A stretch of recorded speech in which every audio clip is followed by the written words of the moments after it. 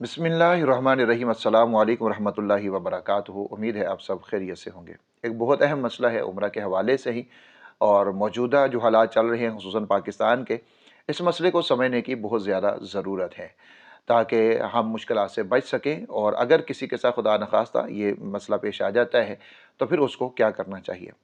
वो मसला है, अगर हम एहराम बांध लेते हैं, उम्रा की नीयत कर लेते हैं और फिर किसी वजह से हमें ऑफलोड कर दिया जाता है, जिस तरह बहुत सारे लोगों को किया गया, लाहौर में और कराची में भी बहुत सारे लोगों को किया गया। तो हमारे यहाँ अमूमन हमारा ज़हन होता है कि जब हम एहराम बांध लेते हैं तो हमारा ज़हन होता है कि जी हम अब हमने नीयत कर ली है, उम्रा की नीयत कर ली है, नवाफिल पढ़ते हैं तो वहीं पर नीयत भी कर लेते हैं। या फिर कई लोग ऐसे होते हैं जिनके घर से एयरपोर्ट करीब होता है, तो वो घर में ही नहा धो के जब एहराम बांधते हैं तो वो वहीं से नीयत करके भी आ जाते हैं। तो इसके लिए बेहतरीन जो जगह है या बेहतरीन तरीका है जो नीयत करने का, उसको आप समझ लें।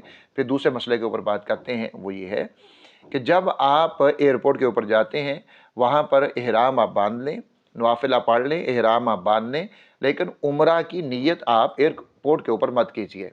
अगर जो जहाज़ के अंदर ऐलान होता है, जब आप मिक़ात पे जाते हैं या मिक़ात के करीब, तो जहाज़ में ऐलान हो जाता है, लेकिन आप उसका इंतज़ार भी ना करें, लेकिन एयरपोर्ट के ऊपर भी ना करें। एयरपोर्ट के ऊपर आप नीयत मत कीजिए और एयरपोर्ट के ऊपर आप इहराम बांध लें, नवाफिल पढ़ लें, नीयत ना करें। जब आप जहाज़ के अंदर बैठ जाएँ, जहाज़ टेक ऑफ कर जाए और थोड़ा सफ़र गुज़र जाए, तो फिर आप जो है अपना उम्रा की नीयत कर लें। ये सबसे बेहतरीन तरीका है, क्योंकि अब कोई चांस नहीं है कि आप वापस आएँगे, आप आगे ही जाएँगे। जहाज़ में बैठ गए तो ज़ाहिर है फिर अब आप आगे जाएँगे, जहाज़ टेक ऑफ भी कर गया। तो इसलिए अब यहाँ पर आपको नीयत करनी चाहिए, उससे पहले नहीं करनी चाहिए। पहले बहुत सारे मसाइल पेश आ सकते हैं, फ़्लाइट आपकी लेट हो सकती है, कोई भी ऐसा मसला हो सकता है कि आपका सफ़र डिले हो जाए। तो जब रुक गए और 5-6 घंटे, 10 घंटे और सफ़र आपका बढ़ गया, आपको इंतज़ार करना पड़ा, तो आपने नीयत कर ली है, तो अब आप इहराम की पाबंदियों में हैं, तो इसलिए आपके लिए मुश्किलात हो जाएँगी। तो जहाज़ जब उड़ जाए, फ्लाई कर जाए, जब टेक ऑफ हो जाए, उसके बाद आप नियत किया करें। अब ये जो ऑफलोड हो गया, अगर किसी ने नियत कर रखी है, घर से नियत करके आ गया या उसने एयरपोर्ट के ऊपर आकर ही उसने नियत कर ली, जो भी ऐसा मसला है, लेकिन वो नियत कर चुका था, तो अब उसके लिए क्या करना चाहिए? एक, अगर किसी ने नियत नहीं की, यहाँ पर आकर उसने इहराम बांध लिया, कोई ज़रूरी नहीं है। याद रखिए, सिर्फ इहराम बांधने से नियत नहीं होती, नियत करने से नियत होती है कि मैं उम्रा की नियत कर रहा हूँ। नियत करने से नियत होगी, इहराम बांधने से नहीं होगी। आप इहराम घर से बांध के चले जाएँ, आप इहराम हफ्ता पहले भी बांध लेंगे, लेकिन जब तक नियत नहीं करेंगे, इहराम की पाबंदियाँ आपके ऊपर नहीं आएँगी। तो इस चीज़ को ज़हन में रखिए। अब जब आपने नियत कर ली है, तो फिर आपको अब क्या करना है? आपको रोक दिया गया, खुदा न खास्ता कोई भी मसला बन गया, कोई डॉक्यूमेंट का मसला बन गया, कोई फ्लाइट का, या कोई भी कानूनी पेचीदगी आपके सामने आ गई और आपको रोक दिया, आपको सफ़र से रोक दिया कि जी आप सफ़र अब नहीं कर सकते। तो अब याद रखिए कि जब आपको रोक दिया गया है, तो अब आप हलाल नहीं है इस वक़्त।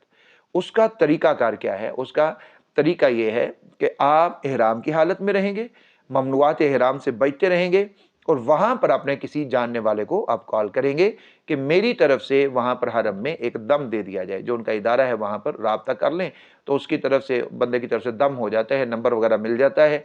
तो फिर जब वहाँ से दम हो जाए, वो बंदा बता दे जी आपकी तरफ से दम दे दिया गया है, तो फिर वो इहराम की पाबंदियों से आज़ाद हो जाएगा। फिर वो हलाल हो जाएगा और उसके बाद जब मौका उसको मिले दोबारा से अब उम्रा उसको करना, उसके ऊपर ये लाज़िम है। उम्रा वो इआदा करेगा ज़रूर।